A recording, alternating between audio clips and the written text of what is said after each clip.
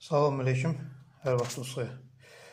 Bugün bu pH metrin kalibrovka eləmək videosunu çəkmək istəyirəm. Çünki çoxsu alırlar bundan sonra kalibrovka eləməkdə çətinlik çəkilir. Əvvəlcə onu deyim ki, distilli olmuş sudan istifadə edin. 250 qram hər bankada burada distilli olmuş su var. Onun da üzərinə bu aparatı alanda bununla duzlar verilir. Bunlar hər biri əridilir.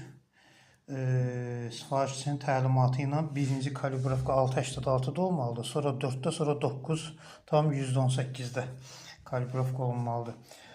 Su otaq temperaturunda olmalıdır. Əvvəlcə bu aparatımızı yandırırıq. Yandırandan sonra birinci salıq bunu 6.6'ya. 6.6'ya salanda bu qırmızı bir rəngdən belə deyək də, ondan yuxarı saxlamaq, suya salmaq olmaz.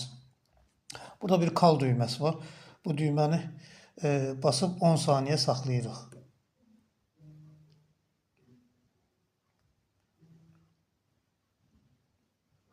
Bunu buraxdan 10 saniyədən sonra buraxırıq. Buraxandan sonra 6.6 görürsünüz kalibrovka olundu. Bunu çıxarırıq. Distilli olmuş təmiz suda yaxalayırıq. Salırıq 4 pH-a. Yenə də kal düyməsini sıxıb saxlayırıq bir 10 saniyə. 10 saniyə saxlamaq lazımdır ki, orada kalibrovkasını götürsün. Kalibrovkadan sonra kal düyməsini yenidən buraxırıq. Və kalibrovka olundu, göstərdi 4'ü. Və bundan sonra yenə də distilli olmuş suda bir balaca yaxalayırıq. Salırıq bunu 9-18. Yenə də kal düyməsini sıxırıq. Bir 10 saniyə saxlayandan sonra artıq aparatımız hazır olur.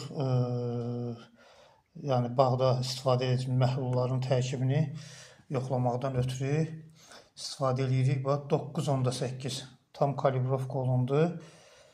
Bunu hər dəfə çalışıb təmiz saxlamaq lazımdır. Bunun ucunda detektorlar var. Bir də bu detektoru dedik ki, bu təmiz saxlayırıq. Bu hər dəfə distilli olunmuş da olmasa təmiz suda bunu yaxalamaq lazımdır bu dərmana salınandan sonra.